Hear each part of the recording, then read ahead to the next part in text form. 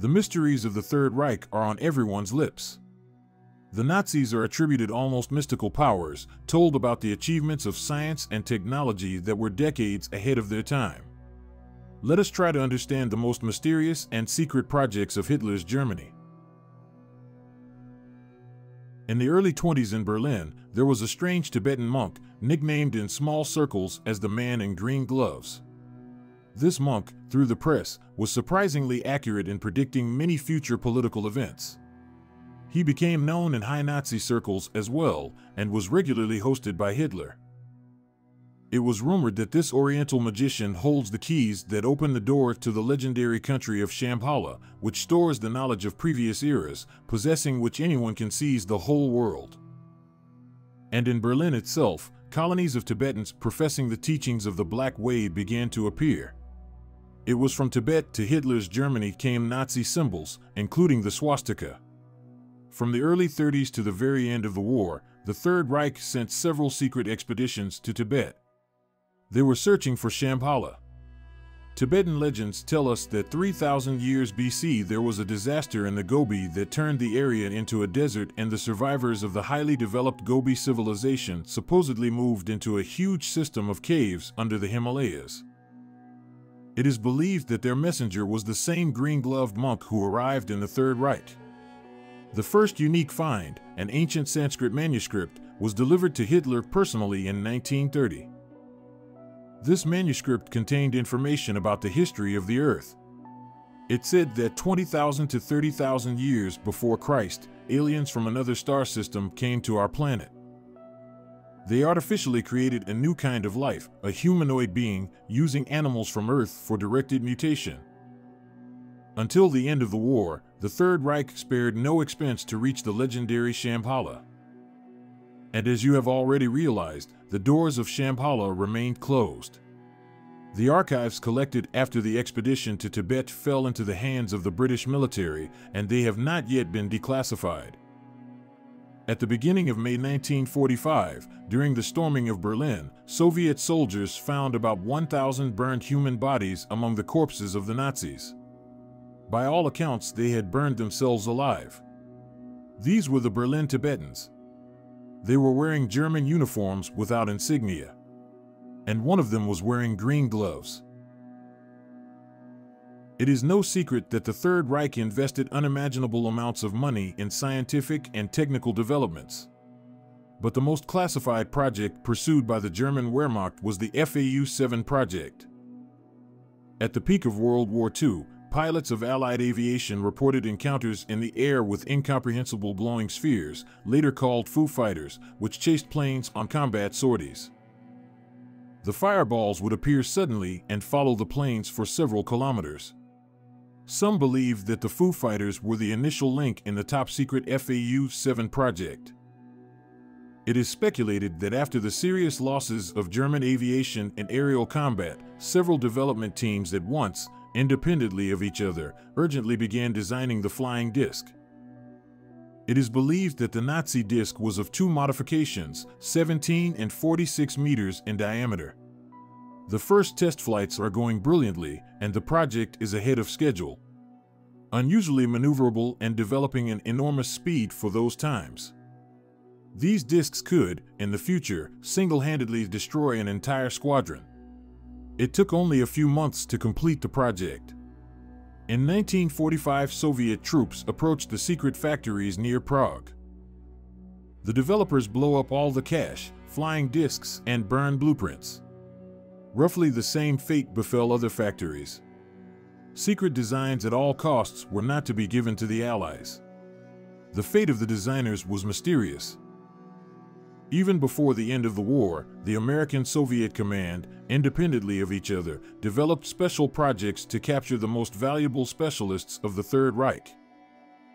As a result, surviving documents from hundreds of Nazi engineers made their way to the United States and the Soviet Union.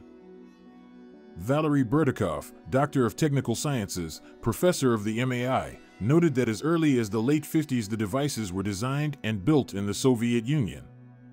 And we should not forget about the work carried out by the Americans in the top-secret Area 51 of Nevada, where ufologists and ordinary people have repeatedly observed the test of luminous objects. But, unfortunately, all known facts are obtained from the words of numerous witnesses, and there is no official confirmation.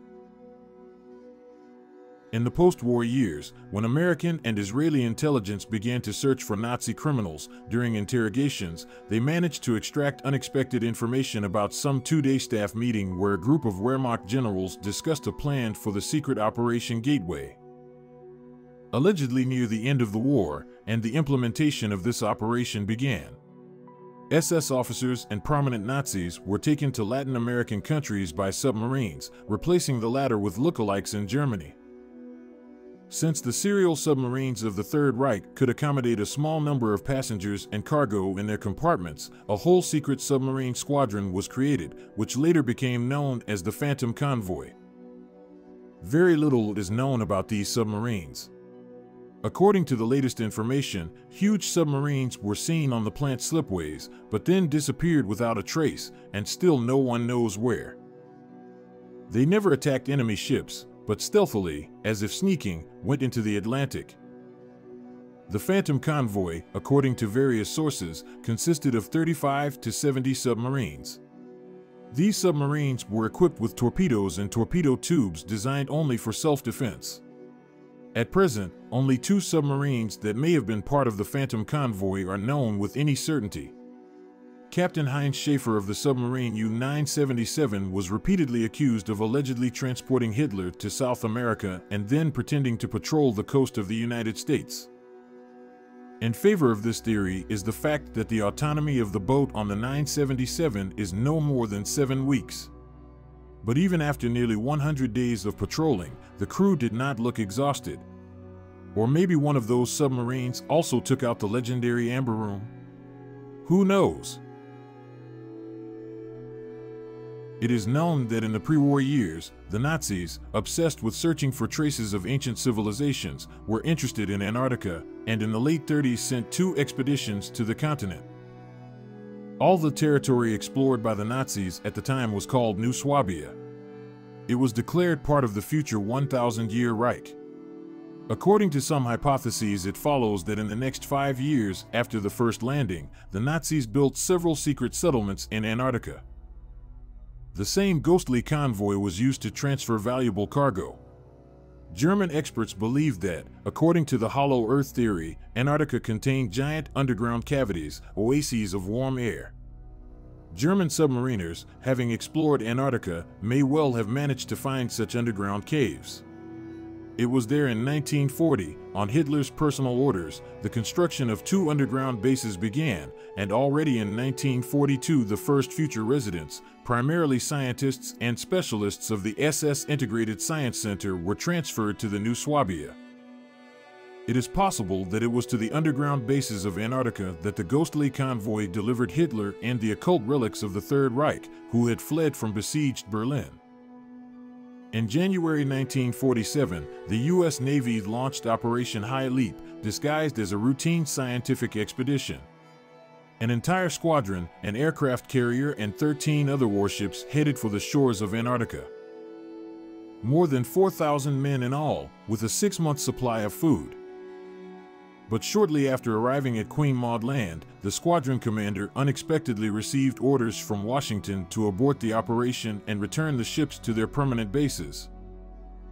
A year later, European magazine reported shocking details of the operation. The Americans were allegedly attacked from the air and lost 1 ship and 4 warplanes. Referring to the servicemen of that operation, the magazine wrote about some flying discs emerging from the water and attacking Americans, about strange atmospheric phenomena and other unexplainable things. In the 50s, references appeared in the press to a certain posthumous diary of the commander of that expedition. As it follows from the records, during an operation in Antarctica, a reconnaissance plane was forced to land by strange flying machines of various shapes. The aircraft commander was approached by a tall, blue-eyed blonde man who, in broken English, delivered an address to the American government. This mysterious stranger turned out to be a representative of a Nazi settlement in Antarctica. Later, the US allegedly reached an agreement with the fugitives from defeated Germany who had taken refuge in the underground structures on the terms that the Germans would introduce the Americans with their advanced technology and the Americans would supply the German colony with raw materials. The territories south of the 60th degree are now covered by the Antarctic Treaty, which forbids the militarization of the region. And there is a German station, Neumayer, on the territory of the former New Swabia. In the depths of the Third Reich, the most extraordinary research was carried out to find new ways of mass extermination of people. The following idea looks more like the plots of villains from modern science fiction movies than a real project. But the leadership of the Third Reich discussed it quite seriously. It was about a space station named after Adolf Hitler, which could incinerate entire cities. It was about building a huge mirror in orbit around the Earth. The project was estimated at 3 million marks and was to take about 15 years to complete. The original purpose of the space mirror was to provide people with sunlight on demand anywhere in the world. But, naturally, it was assumed that Germany would win World War II, at which point it would need a powerful argument to keep the whole world in awe. Despite the seemingly obvious difficulties of implementing such a project in Nazi Germany during the war years, there were all the prerequisites for the rapid development of the space industry. For example, the fact of FAU-2 rockets entering outer space actually took place. The Nazis planned to build a mirror in geostationary orbit at an altitude of 22,000 kilometers above the ground. It would have been controlled by a manned space station, which could have moved it to the desired point. It is hard to judge what the Nazis would have achieved if they had won the war. And how feasible is the mirror project? One thing is certain. If not the space mirror, then they would have come up with something just as creepy and deadly. If you liked the video, don't forget to give it a thumbs up and write what you think about it. Don't forget to subscribe to the channel. Your support is very important to me.